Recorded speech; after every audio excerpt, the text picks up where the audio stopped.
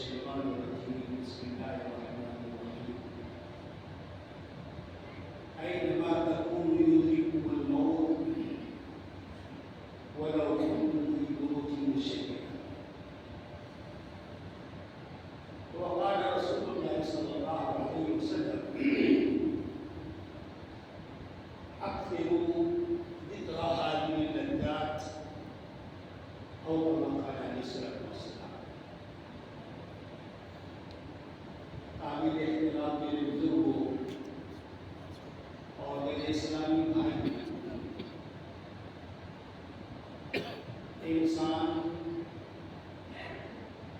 جب سے دنیا میں آیا ہے وہ ہر ایک چیز کا انکار کرتا چلا ہے. اس نے نبیوں کا انکار کیا, آسمانی کتابوں کا انکار کیا, شریعتوں کا انکار کیا, دین کا انکار کیا, تک ایک نو بنا اللہ کا بھی انکار اور اس کو ہم مجھے اور بحریہ کرتے ہیں. لیکن ایک چیز ایسی ہے جس کا نہ کوئی انکار کر سکا اور نہ آج کوئی انکار کر سکتا ہے اور نہ قیامت تک کوئی انکار کر سکے گا, چاہے وہ جس مذہب اور دھرم کا ماننے والا ہو, جس ملک کا رہنے والا ہو, کالا ہو یا گورا ہو, امیر ہو یا غریب ہو, راجا ہو کہ پرجا ہو, کوئی بھی اس کا انکار نہیں کر سکتا اور آج بھی ان کا انکار کوئی نہیں کر سکتا ہے. اور وہ کیا ہے؟ وہ ہے موت. موت کوئی بھی انکار نہیں کر سکتا ہے. اور ہم سے بڑے بڑے جو پہلے لوگ تھے جن کی عمریں بھی زیادہ تھی, طاقت بھی زیادہ تھی, دولت بھی زیادہ تھی, ہر ایک اعتبار سے بڑے ہوئے تھے, لیکن وہ سب زمین میں گڑ گئے اور ان کے جسم قبروں میں سڑ گئے اور ان کے محل اجڑ گئے. بڑے بڑے چیزیں بنا دی, لال قلعہ بنا دیا, تاج محل بنا دیا, قطب مینار, چار مینار بنا دیا, دولت آباد کے قلعے گھنٹے گھوڑے بنا دیے, بیوی کا مقبرہ, دنیا بھر کی چیزیں بنا دی. لیکن کہاں گئے وہ؟ کہاں ہے ان کا اللہ تعالیٰ؟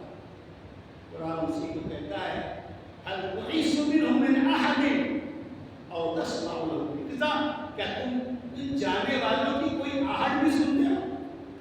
نہیں. آدمی دنیا میں رہتے دنیا کے سفر کے پروگرام بناتا ہے, اس کو لندن جانا ہے, اب اس کی فکریں ہوتی ہیں لندن کا ویزا کیسے ملے گا, لندن کی کرنسی کیسے ہوگی, وہاں کس ہوٹل میں جا کر ٹھہریں گے اور کہاں کہاں گھومیں گے, ساری پلاننگ کرتا. حالانکہ یہ سفر اس کا کنفرم نہیں ہے, یہ سفر اس کا یقینی نہیں ہے. کورونا آیا, ساری فلائٹ ختم, ایک فلائٹ مل جائے گی, سفر کنفرم ہی نہیں. لیکن آخرت کا موت کا سفر ایسا ہے جو کنفرم ہے, قطعی ہے. اور اس کے لیے کوئی یہ بھی نہیں کہ برا ہو کر آدمی مرے گا, اس میں انتقال ہے. پہلے لوگ ایسا ہوتا تھا کہ جیسے دیا کا دور, شمع کا دور ہوتا تھا, مشتے کو جاتی تھی تو لوگ بھی آہستہ آہستہ بھی معلوم ہوتے تھے, توبہ دینا کیا, اس کے بعد موت آتی.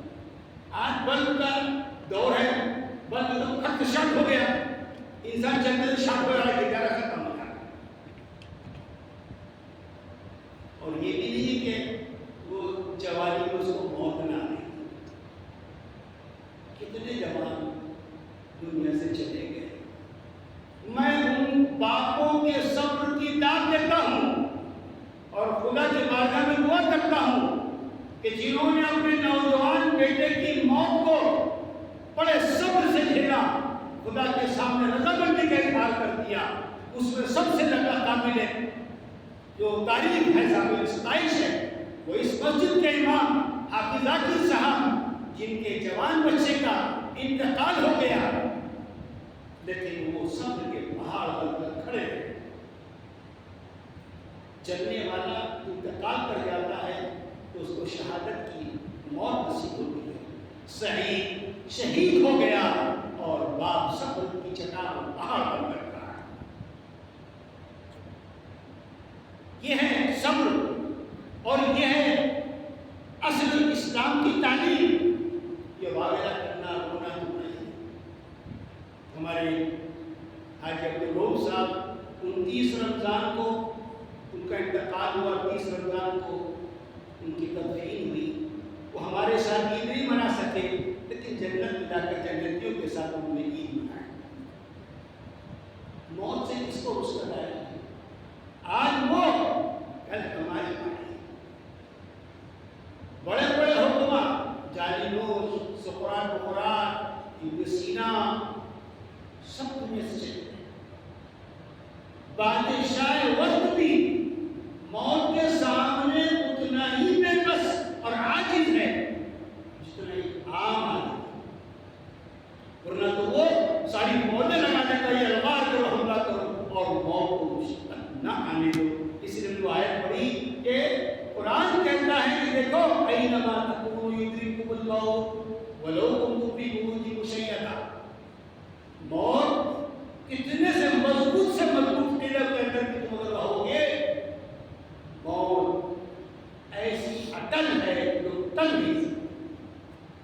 اس کا لمحہ اٹل، اس کی جگہ اٹل. جب انسان کا آخری قطرہ ختم ہو جاتا ہے، آخری سانس ختم ہو جاتا ہے، آخری دانہ ختم ہو جاتا ہے تو وہ لمحہ ٹل نہیں سکتا. ایسا آگاہ اپنی موت سے کوئی بشر نہیں. سامہ ہے 100 برس کا، پل کی خبر، کل کی نہیں پل کی. اس مسجد میں جتنے بیٹھے ہوئے لوگ ہیں، کون مائی کا لال ہے جو ہاتھ اٹھا کر یہ کہہ سکتا ہے کہ میں اپنے گھر صحیح سالم پہنچ جاؤں؟ کوئی نہیں کہہ سکتا. اگر موت کو حکومت کا ذریعہ ڈالا جاتا تو فرعون کو کبھی موت نہ. موت کو دولت کے ذریعے ڈالا جا سکتا تو قارون کو کبھی موت نہ. موت کو حکمت اور دانائی کے ذریعے ڈالا جا سکتا تو لقمان کو کبھی موت نہ آتی. موت کو دوا کے ذریعے ڈالا جا سکتا تو جالینوس کو، سقراط بقراط کو کبھی موت نہ آتی. موت کو جواب مردی کے ذریعے ڈالا جا سکتا تو اس کو سقراط کو کبھی موت نہ آتی. لیکن سب دنیا سے چلے، کوئی نہیں بچ سکتا. اسی لیے حضرت عمر نے اپنی انگوٹھی پر یہ لکھ لگایا تھا، کفا بالموت واعظا یا عمر، کفا بالموت واعظا یا عمر. اے عمر، تیری نصیحت کے لیے کافی ہے کہ تجھے ایک دن مرنا ہے. دنیا ایک پل ہے اور کوئی بھی عقل مند پل پر اپنا مکان نہیں بناتا. حضرت حسن بصری تو بہت بڑے بزرگ پورے ہیں، پہلے ہندے جواہرات کے بہت بڑے تاجر تھے. اب یہ تو تغیر مجاورات کے بادشاہ، وزیر، یہ سب لوگ لیتے تھے. تو روم میں ایک مرتبہ گئے اور روم کے وزیر سے گئے، ملاقات کی. انہوں نے کہا کہ دیکھو آج ہمارے پاس جو تقریب ہے تم ہمارے ساتھ تقریب میں چلے چلتے. چلو بات کرتے. جب وہ ان کے ساتھ گئے تو دیکھا کہ جنگل میں ایک اطلس کا ہے، ریشم کا خیمہ لگا ہوا ہے اور اس خیمے میں سارے لوگ بیٹھے ہوئے ہیں اور سب انتظار میں کہ بادشاہ وقت آ جائے. جب بادشاہ آئے تو وزیر کے بازو میں بیٹھ گئے. جب وہ بیٹھ گئے تو اس کے بعد جتنے لشکر جوان تھے وہ خیمے کا انہوں نے طواف کیا، جا کے بیٹھ گئے. اس کے بعد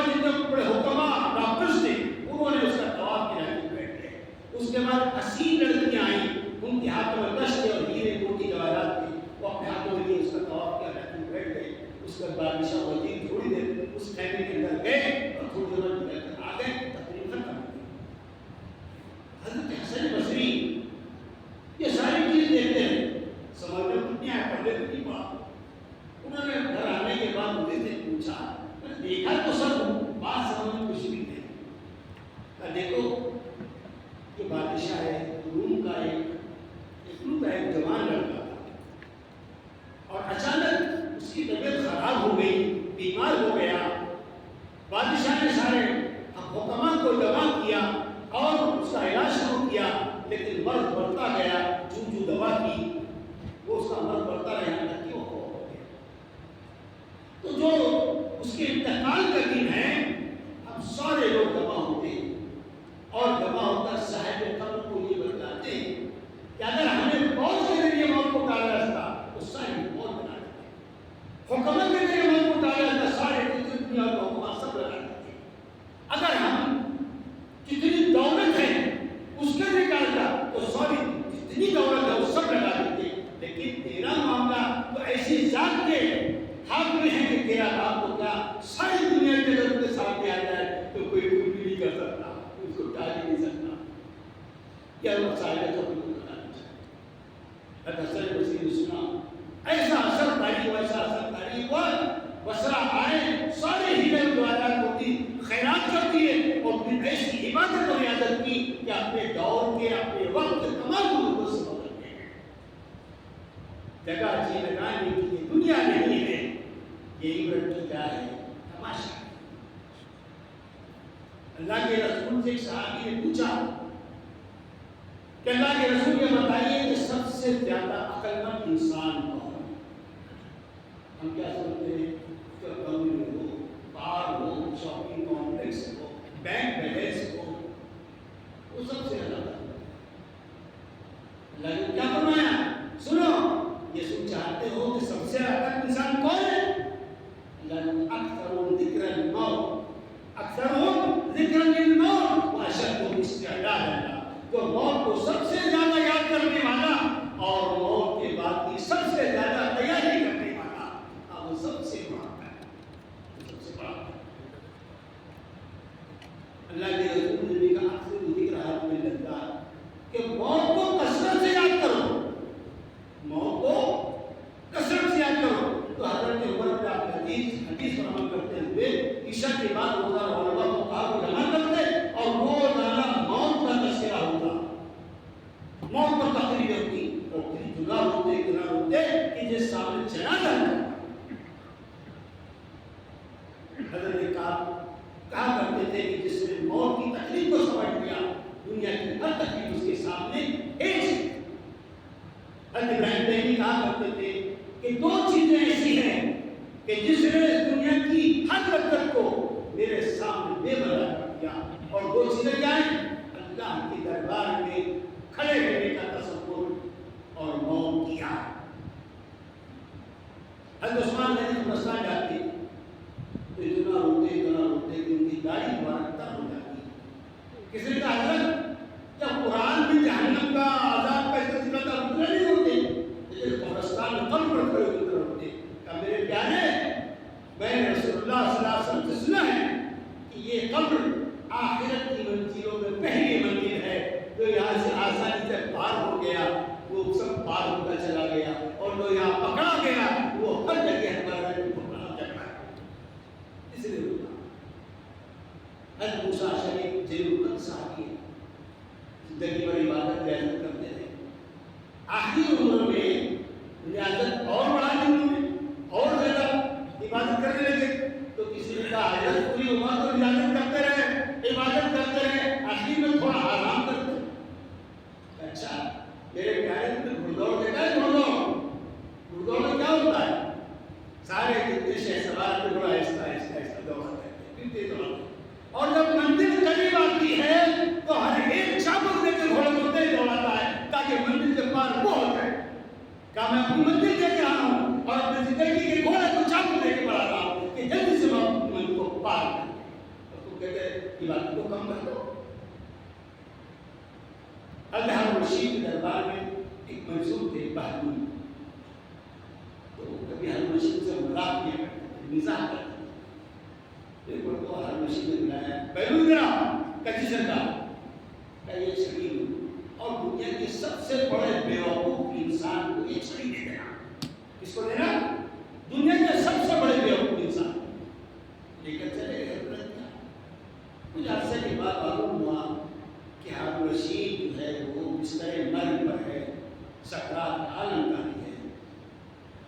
چھڑی چھپا کر لے کر گئے اور میراج کرسی کی اور کہا میرے سرکار دنیا میں آپ کہیں سفر کرتے تو وہاں کا انتظام کرواتے، خیمے لگواتے، ساری چیزیں مکمل ہو جاتی، کوئی چیز کی کمی نہ ہوتی، اس کے بعد آپ تشریف لے آتے. کہا ایسے ہی تو کہا کوئی چیز کمی رہتی نہیں تھی، سارے کام پہلے کرا لیتے تھے. کہا بالکل کرا لیتے. کہا میرے سرکار اب آخرت کا سفر آپ کے سامنے ہے، آپ نے اس کے لیے کیا انتظام کیا؟ آپ نے اس کے لیے کیا انتظام کیا؟ ہر رشید کی آنکھوں میں آنسو آ گئے. کہا بہنوں حقیقت یہ ہے کہ اس کے لیے کوئی انتظام نہیں، اس کے لیے کوئی انتظام نہیں کیا. بہنوں مزدور تھے، وہ کیا کرتے؟ چھڑی نکالی. کہا میرے سرکار گستاخی معاف، آپ نے کہا تھا دنیا سے سب سے بڑا بیوقوف انسان کو یہ چھڑی اس کو دے دینا. میرے نزدیک آپ سے بڑھ کر کوئی بڑا بیوقوف نہیں ہے. ساری دنیا کے تو سفر کے انتظامات کرتے رہے، آخرت کے سفر کے لیے وہ تیاری نہیں کی، چھڑی نہیں ہماری. یہ بہنوں کہتے ہیں کہ ایک مرتبہ میں سے جا رہا تھا، سب بچے کھیل رہے تھے، ایک چھوٹا معصوم بچہ بازو میں بیٹھا ہوا، بہت غمگین مغموم. میں اس کے پاس گیا، مجھ سے کہا کہ یہ سب بچے کھیل رہے ہیں، پر کھیلنے کے لیے تم کھیلتے نہیں ہو.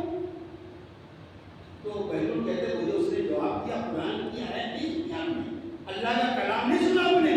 اب حسبتم انما خلقناکم عبثا وانکم الینا لا ترجعون. کیا تم یہ سمجھتے ہو کہ ہم نے تمہیں فضول بیکار پیدا کیا اور تم ہماری طرف لوٹ کر نہیں آؤ گے؟ اور پھر کہا ایک چیز مجھے بڑی حیران اور پریشان کی. اس بچے نے کہا ایک دن مجھے بڑی پریشان کیے ہوئے میں اپنی والدہ کو روزانہ دیکھتا ہوں کہ جب چولہا جلاتی ہے تو چھوٹی چھوٹی لکڑیاں ڈالتی ہے، اس کے بعد بڑی بڑی لکڑیوں سے چولہا سکھاتی ہے. مجھے ڈر یہ ہے کہ جب جہنم کے دن، جب جہنم کی آگ جلانے کا موقع آئے گا تو اللہ تعالیٰ کہیں ہم چھوٹے چھوٹے بچوں کو پہلے ڈالیں آگ جلانے کے لیے اور پھر بڑوں کو ڈالیں. بہنوں کہتے ہیں اس بھنڈے بچے سے یہ سن کر بے ہوش ہو گیا. یہ ہے آخرت کا خوف. جب انسان بھول جاتا ہے تو دنیا کی ہر چیز اس کو پیغام فنا سمجھاتی ہے، پیغام فنا اس کو فنا کا درس دیتی ہے، پیغام دیتی ہے. سورج بڑے آباداب کے ساتھ نکلتا ہے، چڑھتا رہتا ہے، چڑھتا رہتا ہے، لیکن پھر ڈرتے ڈرتے وہ غروب ہو جاتا ہے. جب غروب ہونے لگتا ہے تو انسان کو یہ کہتا ہو جاتا ہے اے حضرت انسان ایک دن تیری زندگی کا سورج بھی اسی طرح غروب ہو جائے گا. جب ہم دانا ڈالتے ہیں اور درخت اگ جاتا ہے، بڑا ہوتے ہوتے تناور درخت ہو جاتا ہے، ایک دن وہ ہوتا ہے کہ اس درخت کو کاٹ دیا جاتا ہے. جب وہ کٹنے لگتا ہے تو وہ کہتا ہے کہ انسان تیری زندگی کے شجر کا یہ تیری انجام ہوگا. رات ہوتی ہے شمع جلاتے ہیں، وہ شمع رات بھر جلتی رہتی ہے، لیکن سحر ہوتے ہوتے جب وہ شمع بجھنے لگتی ہے تو کہتے ہیں حضرت انسان تیری زندگی کی شمع بھی ایک دن بجھ جائے. ہر چیز کو پیغام بنا دی. حدیث میں آتا ہے کہ جب سارے گھر والے میت پر رونے لگتے ہیں اور اس پر خوب آؤ گیا کرتے ہوئے روتے ہیں بلاتے ہیں تو ملک الموت کہتا ہے کھڑے ہو کر ارے تم رو رہے ہو، میں تو اس گھر میں آتا رہوں گا اور ایک بھی کبھی نہیں بچا رہے گا جب تک اس کو لے کر نہیں جاؤں گا. اس گھر میں آتا رہوں گا اور ہر ایک کو لے کر جاؤں. اللہ کے رسول فرماتے ہیں کہ اگر اس ملک الموت کی آواز کو وہ رونے والے سن لے تو میت پر رونا چھوڑ دے، اپنے آپ پر رونا شروع کر دے، اپنے آپ پر رونا شروع کر دے. الا یا ساکن القصر العلا ستدفن عن قریب فی التراب له الملك ينادي كل يوم ولد للموت وابنه للخراب. اے عالی شان محل میں رہنے والے خبردار کہ تو ایک دن مٹی کے اندر دفن کر دیا جائے گا اور روزانہ ملک الموت چلا کر اعلان کرتا ہے ارے تم موت کے لیے پیدا ہی کیے گئے ہو اور تم ویرانی کے لیے تعمیر کرو. موت اس کی ہے کرے جس کا زمانہ افسوس کیوں تو دنیا میں آئے سبھی مرنے کے لیے. یہ جو ہے یہ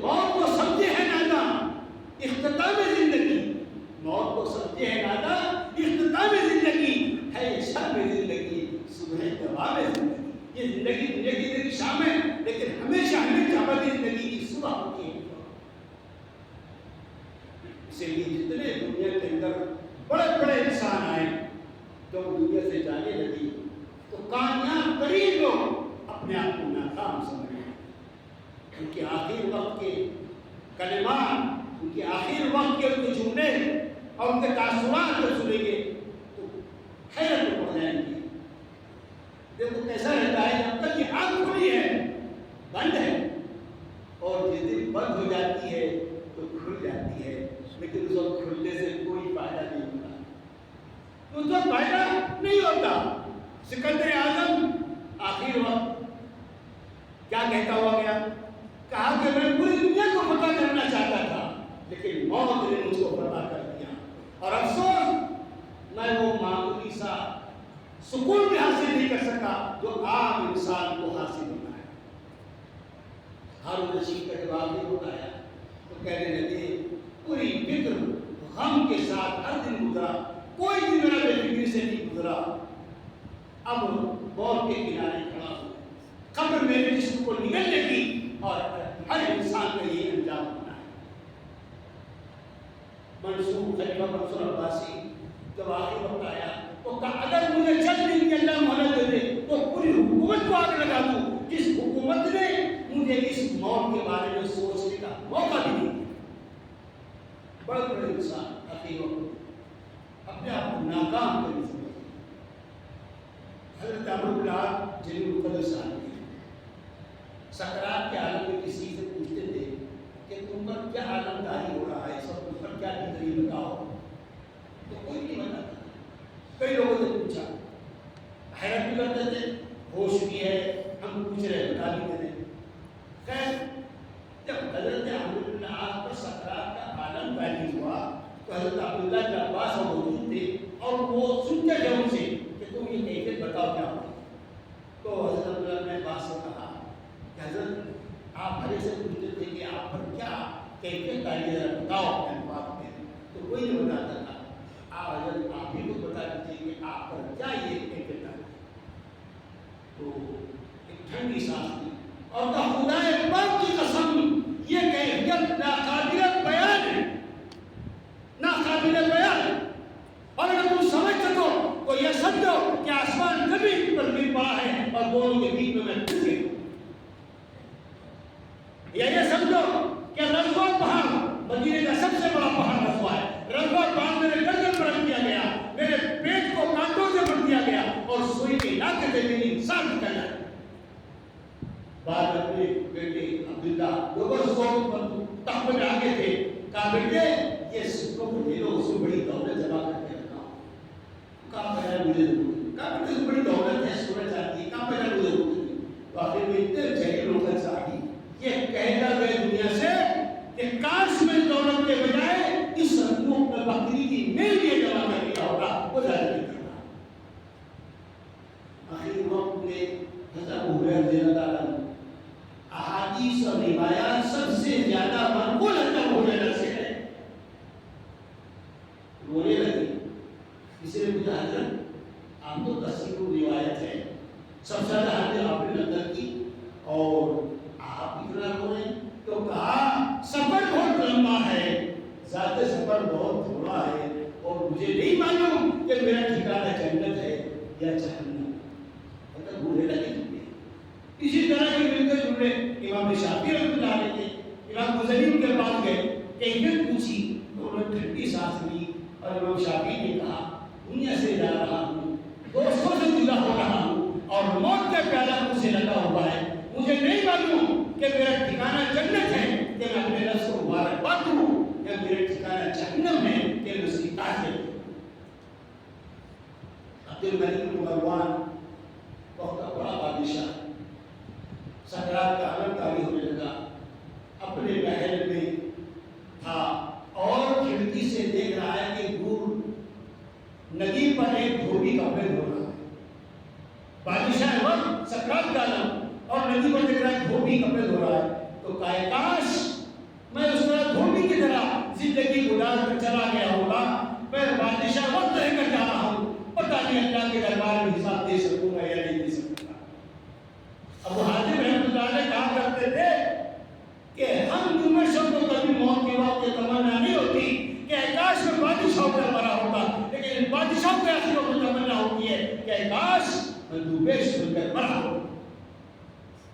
مامون رشید جاہد مجھے ملنے کے لیے آئے تو آخری جملے کہہ رہا تھا کہ اے وزار جس کی بادشاہ کبھی ختم نہیں ہوتی اس پر رحم فرما، جس کی بادشاہ آج ختم ہو رہی ہے، اے وزار جس پر موت تاری نہیں ہوتی ہے اس پر رحم فرما، جس پر آج موت تاری ہو رہی ہے۔ جاہد نے کہا اللہ رب العزت خلیفۃ المسلمین کو صحت تندرستی دے، کہ میری صحت تندرستی کی دعا نہ کرو، میری مغفرت کی دعا کرو، میری مغفرت نجات۔ اللہ کے رسول کی صاحبزادے بھی نہیں گئے۔ حدیث میں آتا ہے اللہ کے رسول کے دور میں حضرت ابراہیم اور نزا کا عالم، سکرات کا عالم، اور آپ کے دور میں ہی حضرت ابراہیم کا انتقال ہو گیا۔ آپ کی آنکھوں سے آنسو ٹپکنے لگے، آنسو نکلتے۔ تو حضرت عبدالرحمن بن عوف نے اللہ کے رسول، آپ تو اللہ کے رسول ہیں اور یہ آپ کی آنکھوں سے آنسو، تو عبدالرحمن یہ وہ رحم ہے جو اللہ نے ہر انسان کے دل میں رکھا ہے۔ گڑگڑانے والی کی بات نہیں ہے لیکن آنکھوں سے آنسو ضرور نکلے گی۔ اور ایک تاریخ میں آپ نے فرمایا ان العین تدمع والقلب يحزن ولا نقول الا ما يرضي ربنا وان بالفراق يا ابراهيم لمحزونون۔ آنکھ اشکبار ہے، دل غمگین ہے، لیکن کبھی ہم ایسی بات نہیں کہیں گے تو ہمارے رب کو ناراض کرنے والی میرے ہی بیٹا ملا تھا، میرے گھر ملا تھا اللہ کو اور میں نہیں ملا تھا کیا، یہ نہیں کہیں گے۔ ہاں لیکن اے ابراہیم تمہاری جدائی پر ہم افسردہ ہے، پسندہ ہے۔ اللہ کے رسول بیٹے دے، اللہ کے رسول بھی دے۔ سیرت نگاروں نے لکھا ہے کہ اللہ کے رسول جب دنیا سے پردہ فرما گئے تو صحابہ کرام پر کیا عالم داری تھا اس کو الفاظ میں بیان نہیں کر سکتے ہم۔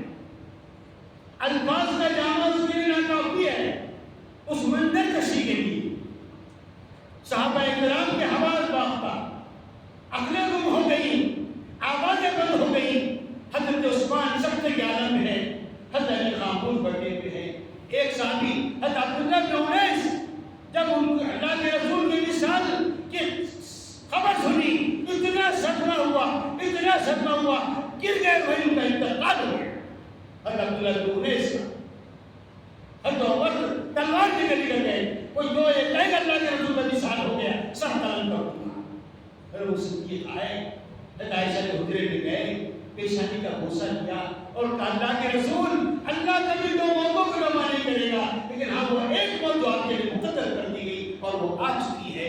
اور پھر باہر نکلے، لوگوں کو جمع کیا اور کہا ایھا الناس انه من كان يعبد محمدا فإن محمدا قد مات ومن كان يعبد الله فإن الله حي لا يموت۔ اے لوگوں جو محمد کی پرستش کرتا تھا سن لو محمد دنیا میں نہیں رہے، اور جو اللہ کی پرستش کرتا تھا اللہ وہ زندہ ثابت اور رہے۔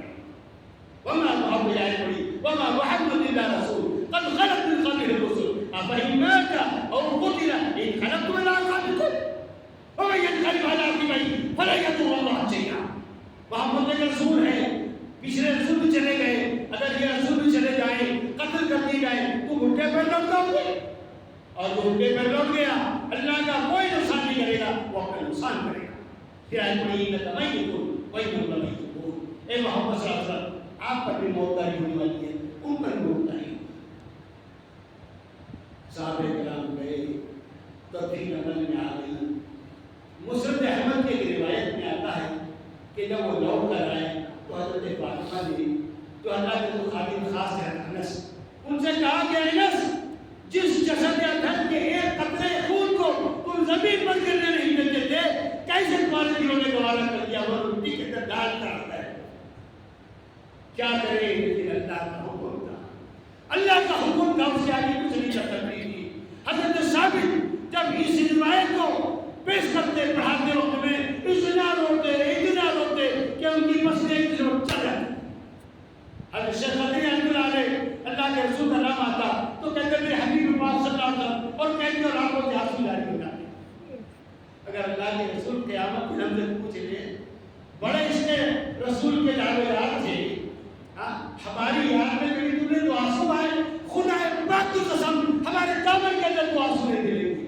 کیسی پشیمانی ہوگی, کیسی شرمندگی ہوگی. اللہ کے رسول پوچھ رہے ہیں اور ہمارے دامن تو آنسو نہیں ملیں گے. میرے اسی لیے اس کے رسول کے سچے دعویدار بننا چاہتے ہیں. شاید بس بات کو ختم کر رہا ہوں, ختم ہو گیا. شاید کہتا ہے یاد داری بہت زیادہ لے دوں ہم خندہ بہت گریا سنا بزی بجہاں کہ بات کو کرے تو ہم دنیا کو. انسان یاد کر جب تو دنیا میں آیا تو رو رہا تھا, سب ہنس رہے تھے, لڈو بانٹ رہے تھے. لیکن ایسی زندگی بسر کر, ایسی زندگی گزار کہ جب تو دنیا سے جا رہا ہو تو ہنس رہا ہو, مسکرا رہا ہو اور سب رو رہے. یہ جتنا آزادی میں نے کہہ دیا اور جتنی آزادی آپ نے سن لیا یہ اتنا آسان نہیں ہے. ایک شاعر کہتا ہے نشانے مرد مومن بات تو گویم چو مرد آئے تبسم پر کبھی روز. میں تجھے مرد مومن کی نشانی بتاؤں کہ کیا ہوتا ہے مرد مومن. جب اس کی موت آتی ہے تو مسکراہٹ اس کے ہونٹوں پر ہوتی ہے. بات کو ختم کر رہا ہوں. موت کی بات ہو رہی ہے. ہمارے فلسطینی بھائیوں کو موت کے گھاٹ میں اتارا جا رہا ہے. رفح جیسی آخری پناہ ان کی اور ظالم اسرائیل وہاں پر بمباری کر کے سینکڑوں لوگوں کو روزانہ شہید کر رہا ہے. آج یوم دعا ہے. آج ساری دنیا تماشائی بنی, مسلم کنٹری تماشائی بن کر کھڑے ہوئے. ایک لفظ گشائی نہیں کرتا, ایک سب ہجڑے بنے ہوئے. خدا پاک کی قسم اتنا شدید تک برا وقت نہیں آیا ہوگا. یہ آج ہم کچھ نہیں کر سکتے یہاں سے, تو دعا ضرور کریں اور دعا یہ کریں کہ مولا اگر پورے مسلم مظلوم فلسطینیوں کی آج بھی نصرت نہیں کی, مدد نہیں کی تو یہ کافر تانا دیں گے کہ مسلمان کا خدا کوئی ہے, کوئی. اور یہ دعا کیجئے کہ لشکر ویر جہادت پہ اتر آیا ہے. لشکر ویر